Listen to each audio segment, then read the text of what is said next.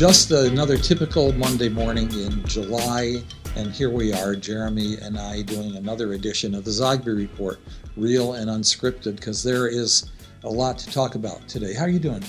I'm, perturbed and but interested and intrigued. Okay, let me get you more perturbed then. Okay. So, President Joe Biden.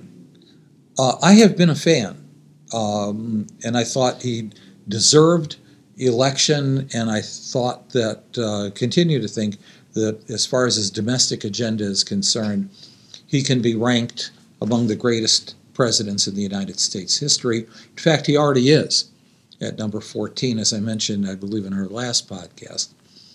Foreign policy, that's another story. But all of this is another story because nobody is talking about his record. Nobody is talking about the 206,000 new jobs that were created last month beyond expectations. Nobody is talking at all about possible progress on a peace plan in the Middle East that was engineered by Mr. Biden and his administration. In fact, what they're talking about was what a lot of folks, particularly supporters, had hoped that by now would be long gone, and that is his age and his capacity. And so I have to tell you that while I'm not really in the prediction business, let's say I'm in the suggestion business, I'm going to suggest that not only should the president drop out of the race, but the president actually will be out of the race sooner rather than later. And real quick, Jared, these are the reasons why. Number one, age and capacity should have been in the past, and they are very much in the present, front and center, and it's not going to go away. We're seeing it already. Every move, every sniffle, every shuffle, every statement, everything the press is focusing on, and the public is focusing on the president's health. That in itself is not the key to victory, not only in the White House, but to down ballot races at all. The second reason why I believe that he will be out is because that conversation has got to change. He does have a record to run on, and it's absolutely clear that someone else needs to present the successful part of the administration, that Mr. Biden lacks the capacity. Third reason I think that he should be out is that I saw something troubling in his conversation with George Stephanopoulos. I don't know if you noticed, but when we got towards the last third of the conversation, it was all I, me. I'm the only person who can. Almost a destiny, almost a megalomania, almost a sense of narcissism, and that this is why he's staying in the race. And that to me is troubling because he's not the only person involved, and Jill, they're not the only two people who are involved. The state of the nation and the state of the nation in all of its pieces are involved in this, and if he is not the best standard bearer for the party, then he has to go. You're starting to see the support crumble. It was a question that, Congress was out in recess, they're back, and you know that they're meeting, you know that they're talking, you know that there's a slow and steady little snowball right now, but of folks who are calling upon him to drop out, particularly those who have competitive races. But I'm going to suggest that he's got to leave this week because there is someone to take his place. Kamala Harris's numbers are actually going up a bit, not hugely, but they will go up when there's a new face in. And what Democrats need to do is start with a new face right at the time that the Republicans are gathering at their convention in Milwaukee and can steal the thunder away from Trump and away from the Republicans while they're gathering. So am I confident in my strong suggestion? Fairly confident that it should happen and that it will happen. But what do you think? Well, I think the first question is why won't he leave? Mm-hmm. Now there are, you could conjecture, you could hypothesize. I think probably the most immediate answer or obvious answer is a hard time giving up the power. Now I'm immediately reminded of a documentary that I watched about Václav Havel, Mm-hmm. who was the face of the resistance against communism, much like Walesa and the Pope John Paul.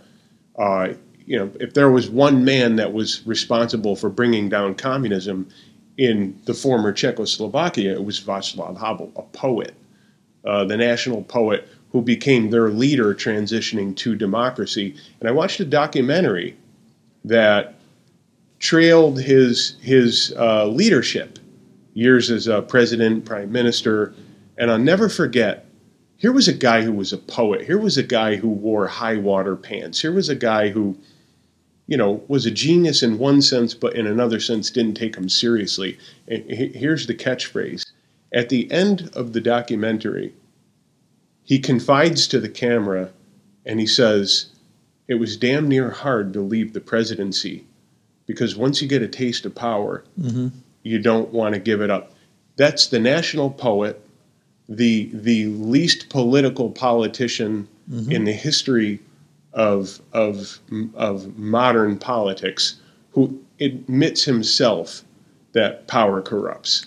And what's going on here is the Biden family is a very privileged family. The Biden family, some may argue, a lot may argue, are almost too privileged, and they don't want to let go of that power. I think that is probably really the sum it up is denial. Mm-hmm. And but I want to get to what the media is doing right now, and you pointed this out. I'm going to say it in more stark terms. They are stalking him. I mean, it's like a horror film. They are following his every move. Everything he says, everything he does is being watched very, very closely. And the more that the Biden family hunker down in the White House, now I'm being, let's say, I'm using hyperbole, but if you could imagine a royal family in a palace and millions of protesters calling for the end of a bloodline or for revolution, and they just won't leave. It won't sit in with them. It's almost like the Biden family just don't want to leave, but the more that they stay, the worse that they look, the more self-serving they look, the more they tear apart the Democratic Party, the more they tear apart the country. And you have to say, wow, that's the real character right now of this ultra-privileged family who don't get it. Meanwhile, they are checkmated. The more they stay, the worse they look. And so it's inevitable. He has to go. The media they already had it out for him 2 years. I always say the New York Times in July, exactly 2 years ago, came out with 2 articles in 1 week calling out his age in the headlines. It's a death by 1,000 cuts. It was a slow process. Here we are. They put him out on the stage, and let's not make any mistake about it. They knew he was going to perform badly. They knew he was going to perform badly because it was bad everywhere he was going. It reached a critical mass a few months ago. It was obvious in the 2020 campaign that he was old. I mean, he would be campaigning in states and he would talk about the wrong state he was in. A couple times he referred to himself as Jill. I'm Jill Biden. Where's Jill? It was bad, but it got a lot worse. And the media then decided, we're going to finish him off. They put him out there. He stumbled. He did terrible. And now the Stephanopoulos interview was the next level. What's amazing to me is what the media can do, how they can make somebody look good and bolster them, and then when they're done with them, they can drop them. And that's what's happened in the last month is they have dropped Biden, and it's intensifying. And I think the icing on the cake, the cherry on the top, is the Parkinson's story. That there was a doctor in the White House who was seeing somebody with Parkinson's. He was there 10 times, and Biden is finished. I think I'll leave it at that. I want to comment and give some historical perspective on a really important, interesting point that you made about the power and hard to leave power, because it reminds me of the book about 30 years ago, Richard Ben Kramer, really one of the best political reporters around, What It Takes. And it was about the 1988 presidential campaign. There were a lot of candidates, Republican side and Democratic side. And he did vignettes on each of them. And basically the conclusion was, first of all, you almost have to have something wrong with you to want this job. Because, you know, it's a nice house. You get a nice song played by a marching band when you come into town. You stop traffic in a community. But by and large, it's an awful job to have, not the least of which is the scrutiny that you mentioned for yourself and your family. And so conclusion was that there is something wrong if you want it. The second point that he made is that very point that you did, which is once you get there, it's really hard to leave. But what's intriguing to me is we're seeing something we really haven't seen before, which is just in the last few years, we've had for the first time a president almost refusing to leave office and creating all sorts of conspiracies about phony votes and phony electors and court cases, believing that even though he lost by 7 million votes, that he actually won the presidency. That's Donald Trump. And now you have Joe Biden, who is refusing to leave. This is not going to be pretty. Wasn't going to be pretty anyway, but it has to happen. Yeah. Now, we've had sort of similar moments. You know, the 19th century, I can only think of Ulysses S. Grant, who was interested in a third term, but because his administration was so scandal-ridden, he was personally popular, but, you know, the party decided it was time for a change. Teddy Roosevelt made a pledge he would serve only 2 terms, but then he came back, ran as a bull moose. And Franklin, of course, did win a 4th term. Other than that, it was very difficult removing Richard Nixon from office. But why are we having this now, Trump and Biden? An election takes place, the people decide. In Joe Biden's case, we're pollsters, so we believe in the aggregation of polls. And what they're showing now is not only that he lost the debate, more importantly, that he shouldn't run for president. 44% of Democrats don't want him to run for president. What on earth is going on here? Well, I mean, we have a devolution of politics. I said earlier in a text today that, you know, there has almost been a convergence of media and politics and soap opera, and the devolution of politics. I mean, the debate on June 27th was a perfect showcase of that.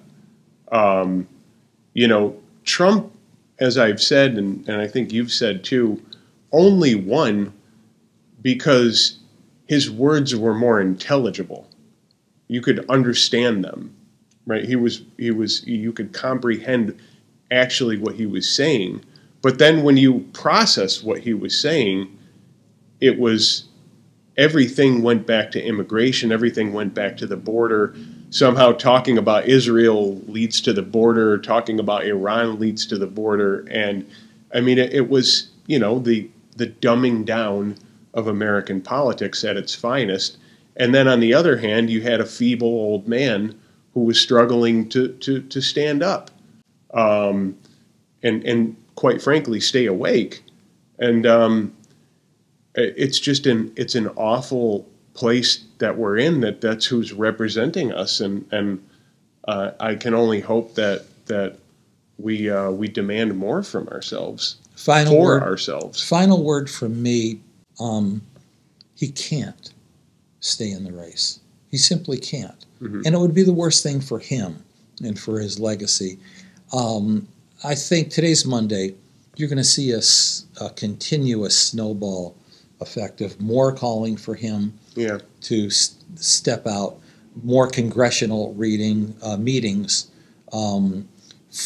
trying to formulate what the plan is for Biden removal and replacement. And it better be done this week before this festers even more. You're going to see more media.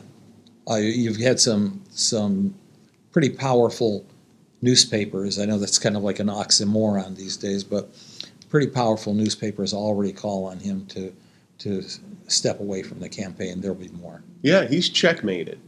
No matter what he does, he's cornered. It's checkmate. My prediction, I feel confident about this, is either way it goes, it's fireworks. Yeah, it's very sad. It's terrible. But what I mean by fireworks is what I expect in the news over the next week or two is explosive. Yeah, I do too. In either event. More with Happy Talk next time. Okay. Yeah.